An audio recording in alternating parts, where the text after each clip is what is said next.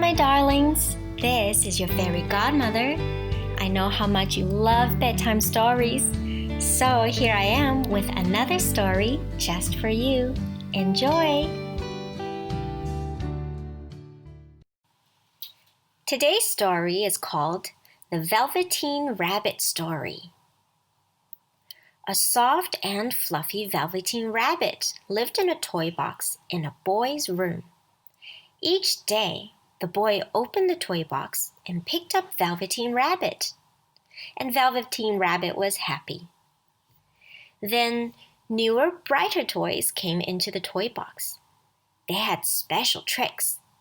Some could move when the boy pushed a button. Others bounced high. Velveteen Rabbit had no special tricks or buttons. No wonder the boy started to choose these other new toys. At night, when the toys were back in all the toy box, the other toys talked with pride about the fine things they could do. Velveteen Rabbit was quiet. There was not much to say. Only one other toy in the toy box was like Velveteen Rabbit. Cowboy Horse was also a soft, fluffy toy, but he was old. Most of his hair was worn away. He had only one eye left. Cowboy Horse said to Velveteen Rabbit, "Soft toys like us are really the lucky ones. We get loved the most, and when soft toys get loved and loved, we can become real." "What is real?" said Velveteen Rabbit. "Being real is the best," said the horse. "You can move when you want to move. When you are real, if you are loved, you can show your love back." One day, Nana, who took care of the boy, flew open the lid of the toy box. She said in a busy tone, "Oh dear, that walking doggy is missing. I must find something else for the boy."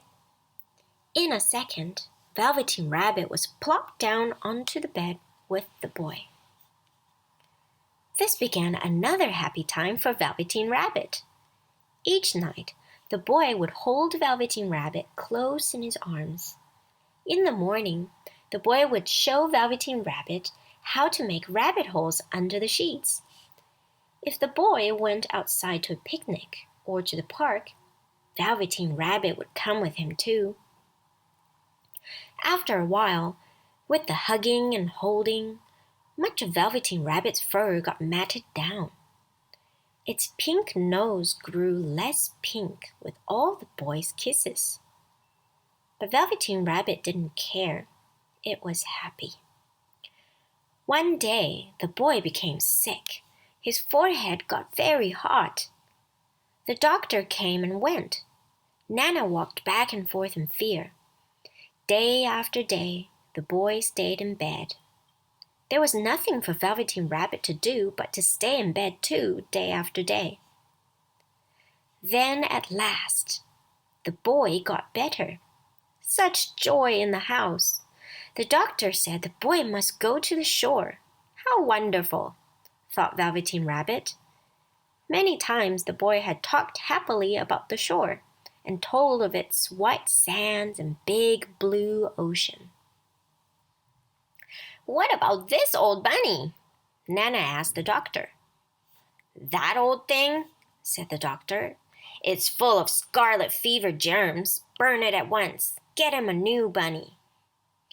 So Velveteen Rabbit was thrown into a sack along with the boy's bed sheets and old clothes and a lot of junk.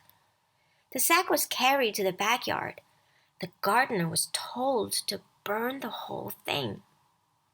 But the gardener was too busy with picking the beans and peas before nightfall, so he left the sack behind. "I will take care of it tomorrow," he said. The sack was not tied at the top, and Velveteen Rabbit fell out. The next day, when the gardener picked up the sack to take it away to be burned, Velveteen Rabbit was not in it. Then it started to rain. Velveteen Rabbit was sad. so far away from the boy, never again to be nice and cozy together, and now soaking wet. A tear fell from Velveteen Rabbit's eye over his cheek. It plopped onto the grass.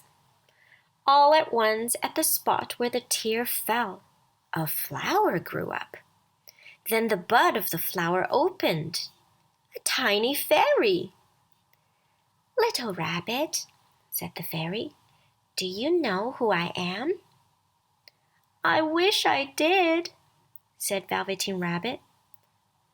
"I am the fairy that takes care of toys that are well loved," said the fairy. By then, Velveteen Rabbit was shabby and gray. The boy had loved off all of its whiskers. The pink lining in the ears had long turned gray. Its brown spots, once fresh and bright, were now faded and hard to see.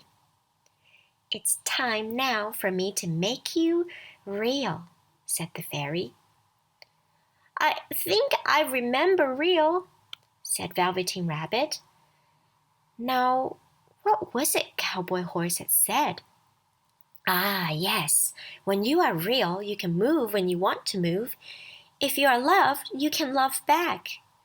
With one touch of the fairy's wand, Velveteen Rabbit felt different, tickly. All of a sudden, each one of its two legs sewn together tight could move. A fly landed on Velveteen Rabbit's head, and it was itchy. As quick as a wink, that foot was up at the Velveteen Rabbit's head to scratch it off. "So this is being real. I can move when I want to move." "I will show you some new friends," said the fairy. And the fairy took Velveteen Rabbit where several rabbits ran and hopped about. Soon they were all great friends. Time went by. The boy was back from the shore. He was all better now. One day, the boy went to the backyard to play. From the trees nearby, a few rabbits hopped out. One rabbit was brown all over, and another one was all white. A third rabbit had brown spots, most of them faded. That one hopped the closest to the boy. The boy thought, "Why, this rabbit looks just like my old bunny that was lost when I was sick. I loved that bunny." What he didn't know was that it was his very own bunny, come back to see the boy. For he was the reason the Velveteen Rabbit had become real.